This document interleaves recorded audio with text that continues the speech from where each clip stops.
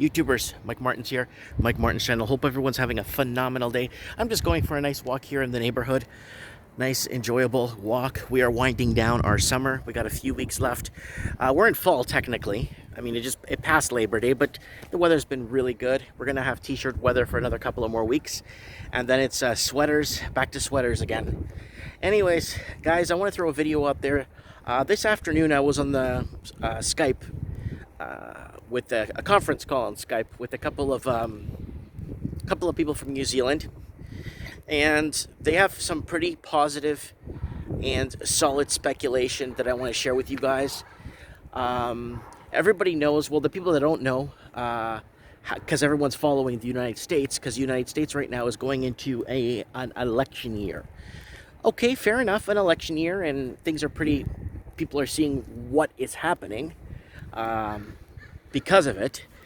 And now, this person, you know, these people want to remain anonymous. They don't want to come on Mike in the Night. They don't want to talk about anything. They don't even want anyone to know of their existence. And this is what they brought up. They're thinking of pulling if you guys been following Mike in the Night, we've been calling Steve Thomas every Saturday to find out what is going on in Victoria, in the state of Victoria in Australia. And he told me, basically, he's been on lockdown since March, 24, 25, 26 weeks. Can't leave his house, can't go 5 miles outside of his radius, can't do a lot of things. And if you pick up Mike in the Night from this last Saturday on the channel, and the last Saturday, we've been contacting him and kind of following his pattern on what he's doing. And now they're thinking of doing a lockdown style like that in New Zealand. New Zealand also is in an election year, for those that don't know. That's why I brought up the election year in the States. So everyone is mesmerized with that. A little bit of a distraction here, a little bit of noise here. New Zealand is a good chance it might go on a heavy lockdown. Okay, you're already seeing reports in Canada. Oh, kids back at school. We're seeing a skyrocketing 400 cases overnight, 4,000 cases overnight, 5,000, 20,000. It's like a lottery. Put your hand in the bucket. Okay, I got a 4. Okay, we got 4. Put your hand in the bucket. We got 7. Okay, 74. Put your hand in the bucket. That's what it's been happening now lately. So I don't know how they test these people so fast. I don't know what they're doing to get this so fast. And I don't know. It doesn't make any sense. So anyways, this morning I sold all my stock. Last Thursday I shorted New Gold. A couple of gold companies I shorted last Thursday. And man, I'm on fire today. Oh, in the markets. I sold all my long-term stock.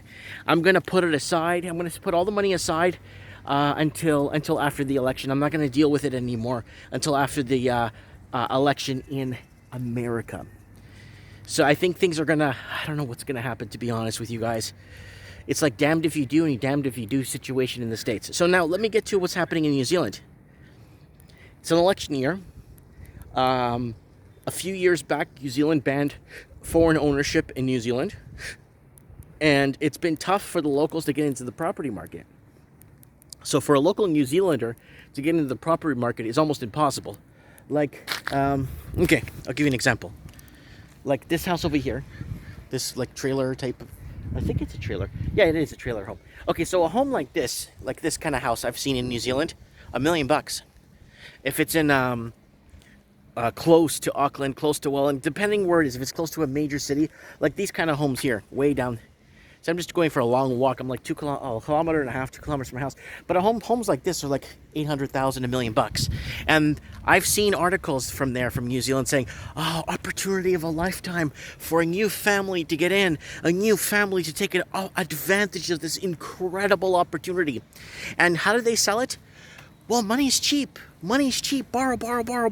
Well, here's the deal with that. It's already so cheap in New Zealand. And they've even had interest-only mortgages, and they've even had in New Zealand, some lenders offer 100% loan to value, 0 down, 100% loan to value, which means 0 down, you're getting 100% of value. All you have to do is sign, and first-time home buyers loans for some people, and interest-only mortgages. So it's gotten to a point where it's so bad. Canada's done that too. A lot of places have done this kind of crap too, right?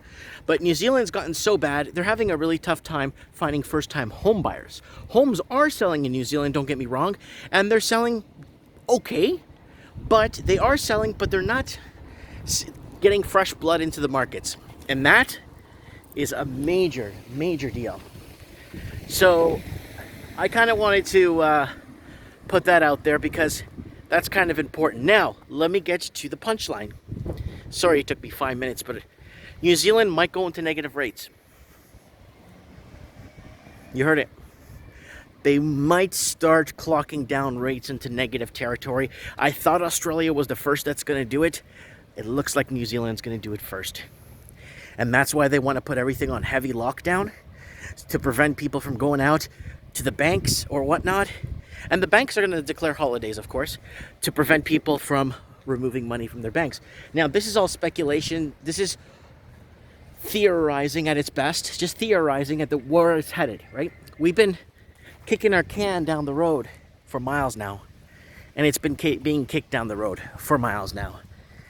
And it's leaving us in a position where the last tool they have left, or the bankers have left, is to go ahead and go into negative interest rates. Now, this is very dangerous because I always thought they were going to do it first in Australia, because to me, and I've been saying this for years, Australia has been the proving ground or the petri dish or the playing field for the rest of the Commonwealth. And I've been saying that for many years now. And I've been saying it like a broken record, but I need to say it again. So right now we're seeing what's happening in Victoria. Now they might want to start the style lockdown. And when I saw my stocks this morning, everything was falling. I'm like, goodbye, sell. Hasta la vista, baby. Thank you very much. Have a good day. And shorted New Gold last Thursday. A couple of other gold stocks. I think it was New Gold, and there was another one I shorted. El Dorado. Shorted everything.